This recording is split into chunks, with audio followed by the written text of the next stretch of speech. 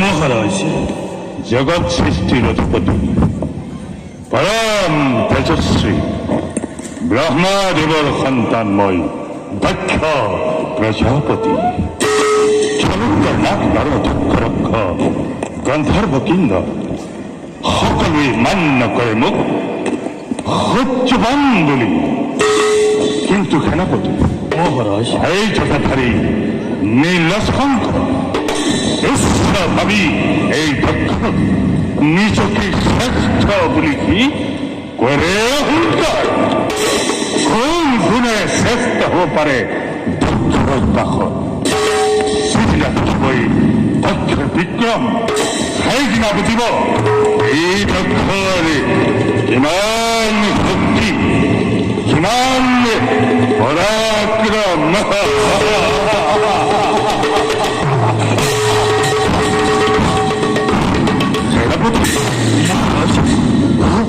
বাহু বাহু শত্রুর ক্ষণে ক্ষণ কই মুখে কই কানে কানে অবধান মৃত্যু অতি ফলিত অতি ফলিত নাই নাই নাই সেনাপতি মূল মৃত্যু নাই নাই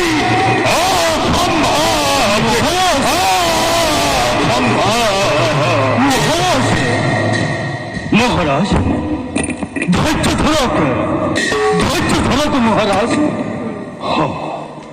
ঠিক কৈছে সেনাপতি, মই ধৈৰ্য নিশ্চিত। ব্ৰহ্মাদেৱৰ সন্তান মই দক্ষ প্ৰজাপতি। সেনাপতি মহারাজ, কোৱা ৰাজ্যৰ সংবাদ কি?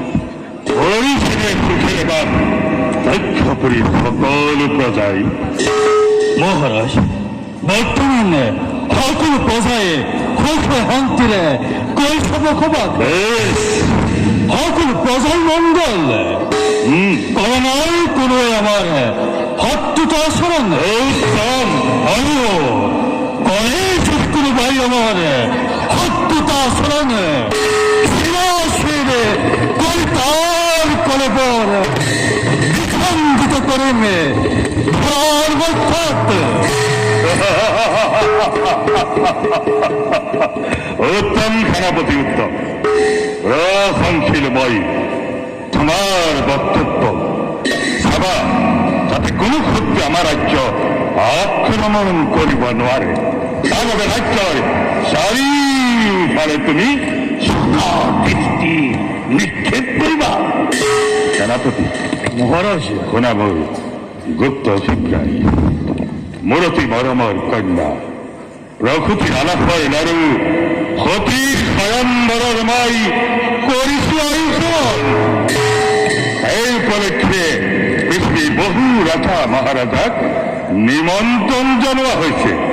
অতি উলহ মালহেৰে মোৰ কন্যা সতীৰ স্বয়ম্বৰ অনুষ্ঠিত হ'ব।